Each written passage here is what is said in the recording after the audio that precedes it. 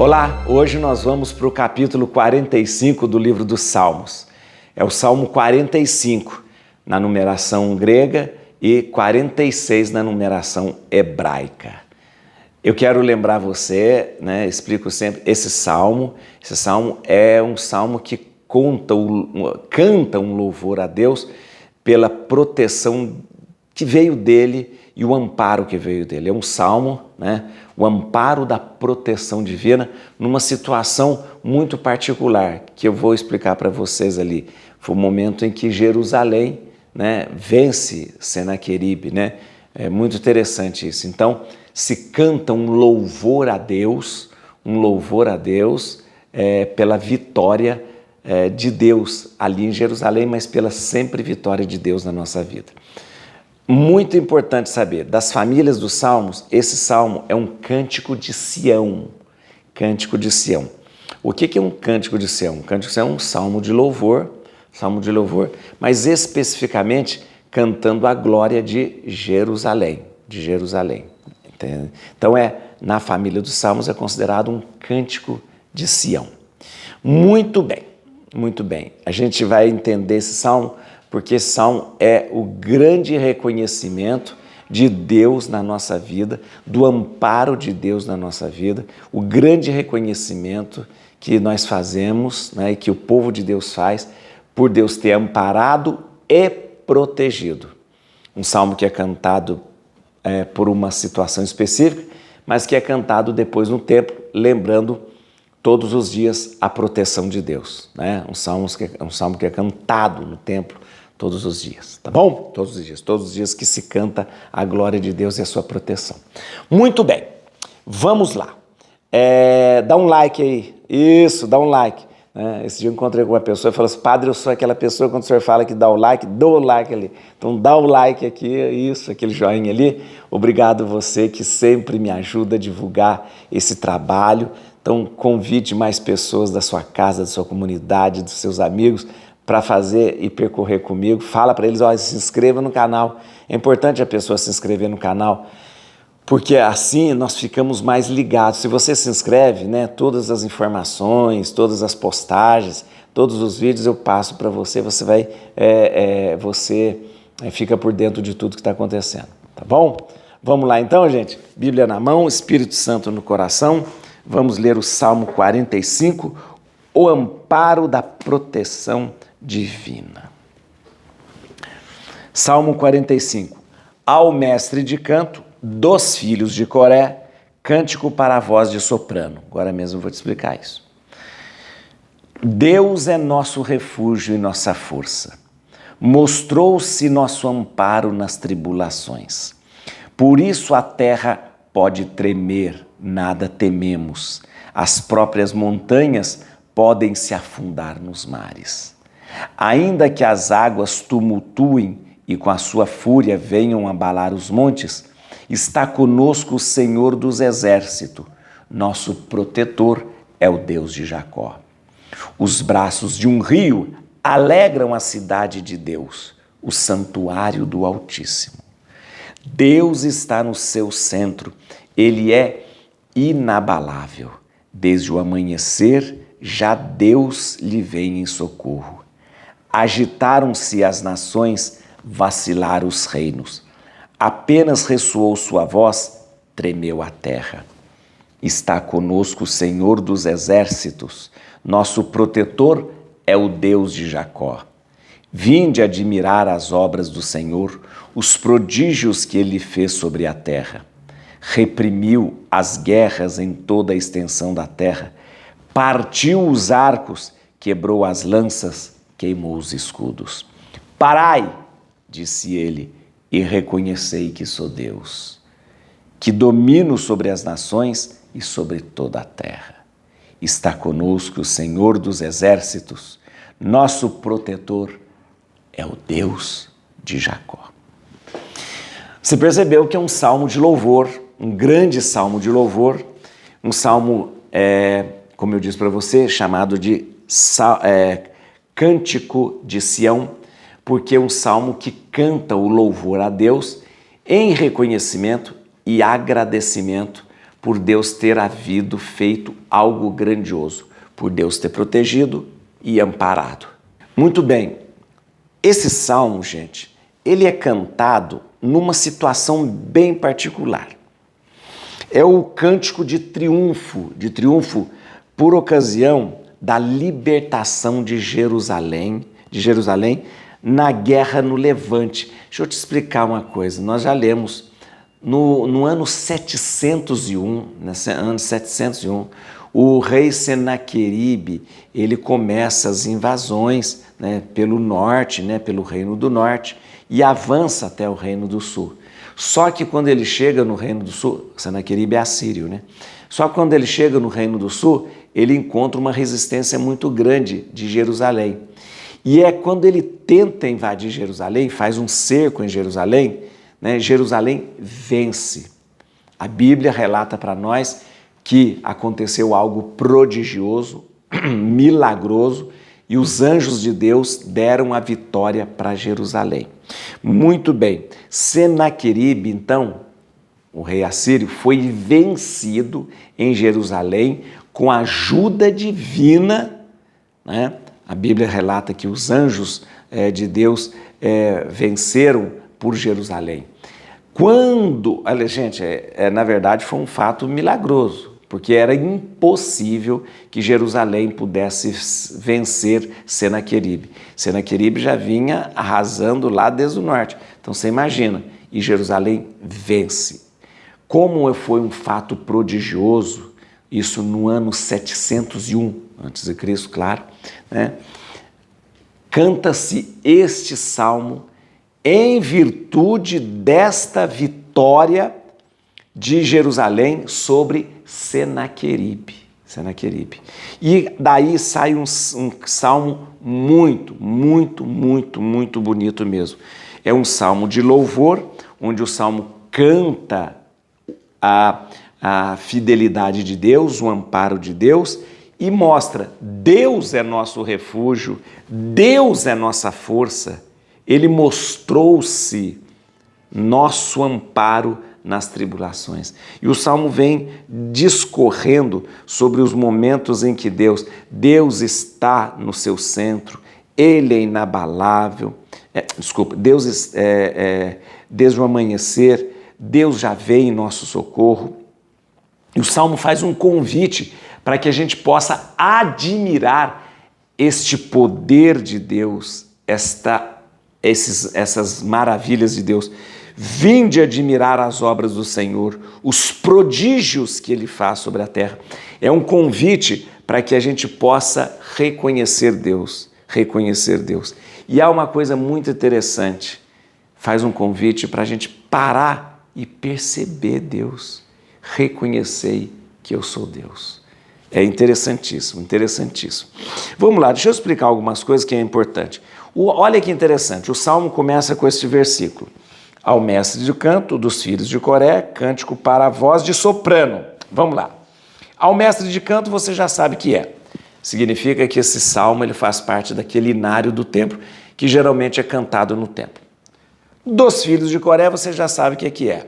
Dos filhos de Coré nós temos um conjunto de salmos que é atribuído aos filhos de Coré. Coré, filho de Levi, é atribuído aos levitas cantores, né? Os filhos de Coré, eles se tornaram os cantores dos templos, não só os cantores, mas também se tornaram os porteiros do santuário, né? Então, os dos filhos de Coré, aí saem os cantores e os porteiros. Muito bem, o Salmo 41, 42, 43, 44, 45, 46, 47, 48, 41 a 48 são atribuídos aos filhos de Coré. 86, 87 também aos filhos de Coré. Sempre aponta. Mas olha aqui está escrito cântico para a voz de soprano. Geralmente se indica o instrumento musical para você tocar esse salmo. Se indica a quem vai cantar esse salmo, né? E é interessante que neste salmo, ele diz assim, cântico para a voz de soprano. Só que no original, tem algumas Bíblias, não sei se a sua Bíblia está escrito aí, no original está escrito Kal Kalamot, que significa para as donzelas, ou seja, para as donzelas. Um salmo que deve ser cantado pelas donzelas. Mas espera aí, mas como pelas donzelas? São os filhos de Coré, são os levitas que cantam. Não tem mulheres cantoras no templo. São somente os levitas que vão cantar. Então, como que está escrito Cal Calamote para as donzelas? Então, o que os estudiosos dizem? É um salmo que é indicado para cantar-se com voz de donzelas, ou seja, com voz de soprano. Por isso que a Bíblia minha aqui já traduz, porque Jerônimo já traduz dessa forma, ou seja, para a voz de soprano. Quem é que tem voz de soprano? As mulheres, normalmente. Não só as mulheres, mas no início, quando as mulheres não podiam participar de óperas, às vezes não podiam participar de peças mais clássicas, né? Se usava justamente homens com voz de soprano, Aliás, na ópera Xerxes diz que o rei Xerxes tinha uma voz muito fininha, sabia? Diz que o rei Xerxes tinha uma voz fininha. Então, na ópera, o que faz papel de Xerxes, ele canta com voz de soprano também. Com voz de soprano na ópera. Tudo bem. Então, era comum, que homens cantassem com voz de soprano.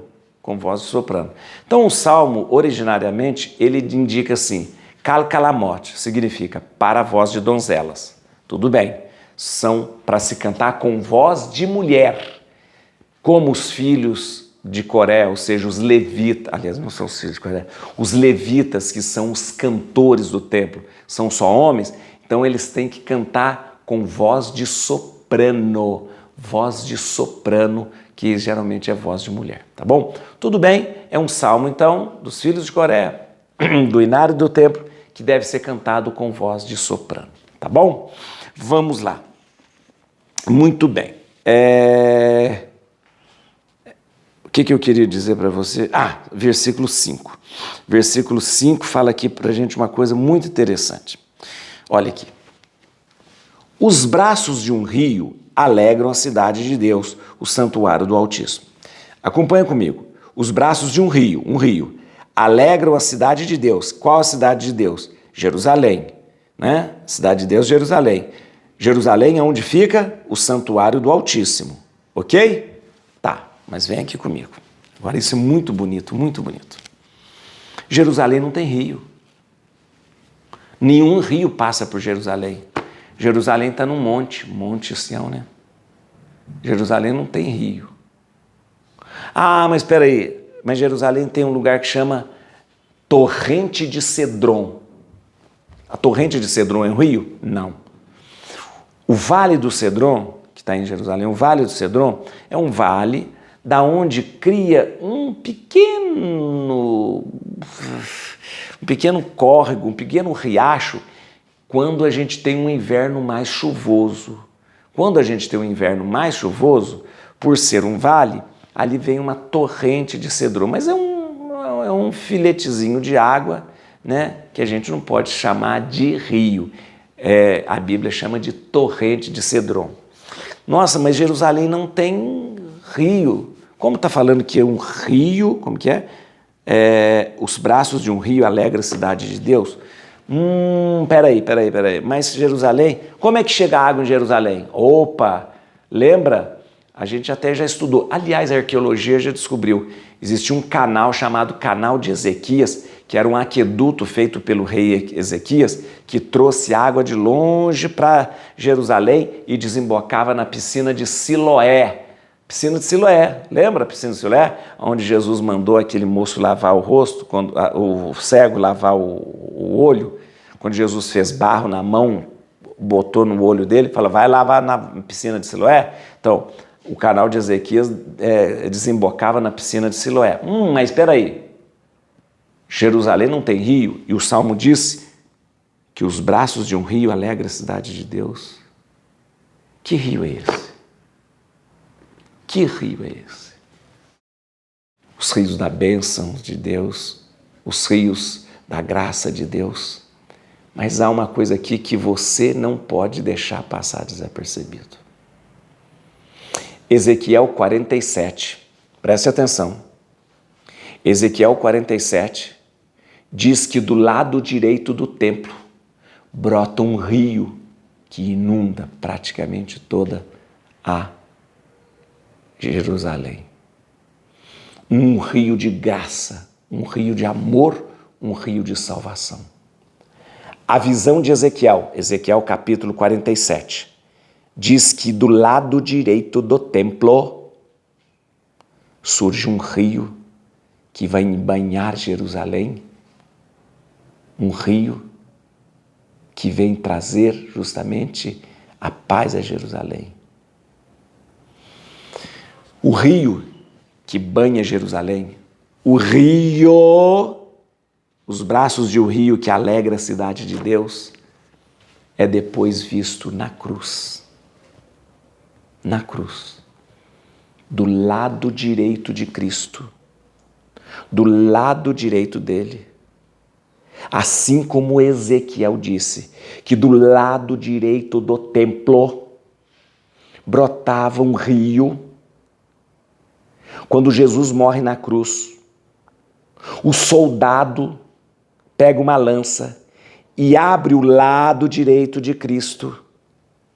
E a Escritura diz que do lado direito de Cristo brota sangue e água. O rio que vem inundar Jerusalém, o rio que vem trazer graça a Jerusalém, o rio que vem trazer vida a todos nós, o rio que vem trazer vida nova a todos nós, brota do lado direito de Cristo, já predito por Ezequiel capítulo 47, que disse que do lado direito do templo jorraria um rio de água. Ora, o templo agora é Jesus.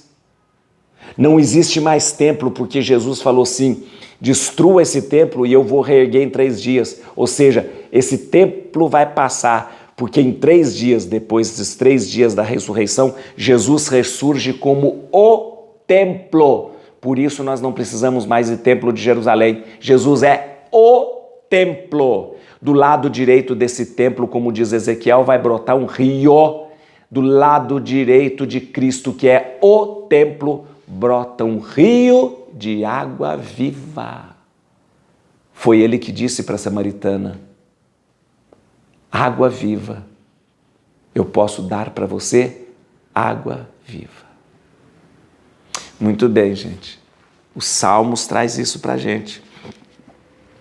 1000 anos antes de Cristo, os Salmos já falavam de um rio que alegrava a cidade de Jerusalém. Muito antes, já Ezequiel dizia que um rio brotaria do lado direito do templo e na cruz do templo, que é Cristo, surge o rio de água viva. Fala a verdade, se não é maravilhoso isso? Muito bem, e depois no versículo 11 eu queria que você tomasse esse versículo e pensasse, olha, parai, disse ele, reconhecei que eu sou Deus. Muito bem, no lufa-lufa do nosso dia, na correria do dia a dia, nas nossas distrações, nos tantos compromissos que nós temos, nós não paramos. E quando nós não paramos, a gente não contempla Deus. A gente não vê Deus. Por isso que a gente se afasta muito facilmente de Deus. Há um pedido do Salmo. Parai, acalma, respira, descansa, reconheça que eu sou Deus. Enquanto você está correndo, sai correndo, pega o ônibus, pega o metrô, sai correndo, pega os seus afareiros, sai correndo, tem que fazer trabalho de casa, trabalho da sua... Você não para. E você não contempla Deus, você não vê as obras de Deus, você não vê o seu amor, você não vê as suas, aquilo que Ele tem feito na sua vida. É um turbilhão de coisas, você não consegue perceber o que Deus está fazendo na sua vida. E o Salmo diz, parai, Para com tanto compromisso. Para com tanta coisa que você está fazendo. Você não consegue falar comigo. Deus falando para você. Você não consegue falar, olhar na minha cara. Você não consegue olhar, se voltar para mim. Parai. Reconheça. Reconheça que eu sou Deus. Parai e reconhecei que eu sou Deus. Muito bem. Eu queria muito que você hoje pudesse parar, desliga o celular aí, desliga o computador. Eu queria muito que você pudesse, nesse momento, tomar o salmo, ler de novo, reconhecer o amparo, a proteção de Deus na sua vida. E eu queria muito que você pudesse ter este versículo para iluminar o seu coração. Versículo 11. Parai, disse ele, e reconhecei que sou Deus. Parai, disse ele, e reconhecei que sou Deus.